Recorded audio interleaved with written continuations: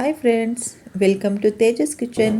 ಇವತ್ತು ನಾವು ತುಂಬ ರುಚಿಯಾಗಿ ತುಂಬ ಸಿಂಪಲ್ಲಾಗಿ ಪುದೀನ ಚಟ್ನಿ ಹೇಗೆ ಮಾಡೋದು ಅಂತ ಹೇಳಿ ನೋಡೋಣ. ಇದಕ್ಕೋಸ್ಕರ ಒಂದು ಬಾಣಲಿಗೆ 1 ಸ್ಪೂನ್ ಎಣ್ಣೆ ಸೇರಿಸ್ಕೊಳ್ಳೋಣ.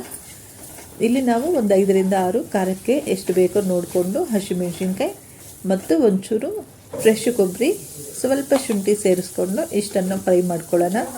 ನಾನಿಲ್ಲಿ ಶುಂಠಿ ಪೇಸ್ಟ್ ಹಾಕಿದ್ದೀನಿ, ನೀವು ಶುಂಠಿ ಇದ್ದರೆ ಶುಂಠಿ ಹಾಕ್ಕೊಳ್ಳಿ.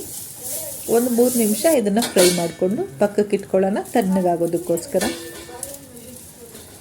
ಈಗ ಇದೇ ಬಾಣಲಿಗೆ ಸ್ವಲ್ಪ ಕರಿಬೇವು ಸೊಪ್ಪು, ಸ್ವಲ್ಪ ಕೊತ್ತಂಬರಿ ಸೊಪ್ಪು ಮತ್ತು 1 ಕಟ್ಟು ಪುದೀನ ಸೇರಿಸ್ಕೊಂಡಿದ್ದೀನಿ. ನಿಮಗೆ ಚಟ್ನಿ ಎಷ್ಟು ಬೇಕೋ ನೋಡಿಕೊಂಡು ಹಾಕ್ಕೊಳ್ಳಿ. ಇದರಲ್ಲಿ ಕರಿಬೇವು ಹಾಕೋದ್ರಿಂದ ತುಂಬ ಹೆಲ್ತಿ. ಕರಿಬೇವು ತಿಂದೇ ಇರೋರು ಚಟ್ನಿಯಲ್ಲಿ ಹಾಕಿದ್ರೆ ನೀಟಾಗಿ ತಿಂದುಬಿಡ್ತಾರೆ, ಗೊತ್ತಾಗೋದು ಇಲ್ಲ. ಇಷ್ಟನ್ನು ಚೆನ್ನಾಗಿ ಒಂದು 3ರಿಂದ 4 ನಿಮಿಷ ಫ್ರೈ ಮಾಡಿಕೊಂಡ್ರೆ ಸಾಕು. ತುಂಬ ಫ್ರೈ ಮಾಡಬೇಡಿ. 3 ನಿಮಿಷ ಫ್ರೈ ಮಾಡಿಕೊಂಡ್ರೆ ಕಲರು ತುಂಬ ಚೆನ್ನಾಗಿರುತ್ತೆ. ಈಗ ನೋಡಿ, ಸ್ವಲ್ಪ ಫ್ರೈ ಆದಮೇಲೆ ಎಲೆ ಎಲ್ಲ ಸ್ವಲ್ಪ ಕಡಿಮೆ ಆಗುತ್ತಲ್ಲ, ಕ್ವಾಂಟಿಟಿ ಕಡಿಮೆ ಆಗಿ ಸ್ವಲ್ಪ ಇಳಿದಾಗ ನೋಡಿ ಇಷ್ಟ ಆಗಿದೆ ಅಲ್ಲ. ಈಗ ನಾವು ಸ್ಟವ್ ಆಫ್ ಮಾಡಿಬಿಡೋಣ. ಈಗ ನಾವು ಕೊಬ್ಬರಿ ತಣ್ಣಗಾಗಿದೆ, ಇದಕ್ಕೆ ಸ್ವಲ್ಪ ಉಪ್ಪು, ಒಂದು 3 ಎಸಳು ಬೆಳ್ಳುಳ್ಳಿ, ಸ್ವಲ್ಪ ಹುಣಸೆಹಣ್ಣು ಹಾಕಿ ರುಬ್ಬಿಟ್ಕೊಳ್ಳೋಣ.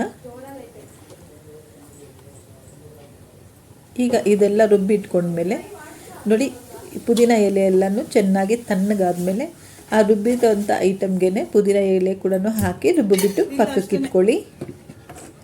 ಈಗ ಇದಕ್ಕೆ ಒಂದು ಚಿಕ್ಕದಾಗಿ ಒಗ್ಗರಣೆ ಹಾಕ್ಕೊಳ್ಳೋಣ. ಒಗ್ಗರಣೆಗೋಸ್ಕರ 1 ಸ್ಪೂನ್ ಎಣ್ಣೆ, ಒಂಚೂರು ಕಡಲೆಬೇಳೆ, ಉದ್ದಿನಬೇಳೆ, ಸ್ವಲ್ಪ ಜೀರಿಗೆ ಮತ್ತು ಸಾಸಿವೆ ಹಾಕಿ ಚೆನ್ನಾಗಿ ಕೆಂಪಗೆ ಫ್ರೈ ಮಾಡ್ಕೊಳ್ಳಿ. ತುಂಬ ಕಡಿಮೆ ಕ್ವಾಂಟಿಟಿಯಲ್ಲಿ ನಾವು ಒಗ್ಗರಣೆ ಹಾಕ್ತಿದ್ದೀನಿ. ಚೆನ್ನಾಗಿ ಕೆಂಪಗಾದ್ಮೇಲೆ ನಾವು ರೆಡಿ ಮಾಡಿ ಇಟ್ಕೊಂಡಿರೋ ಪುದೀನ ಚಟ್ನಿಗೆ ಒಗ್ಗರಣೆ ಹಾಕೋಣ. ತುಂಬ ರುಚಿಯಾದ ಪುದೀನ ಚಟ್ನಿ ತುಂಬ ಫಾಸ್ಟಾಗಿ ರೆಡಿಯಾಗುತ್ತೆ.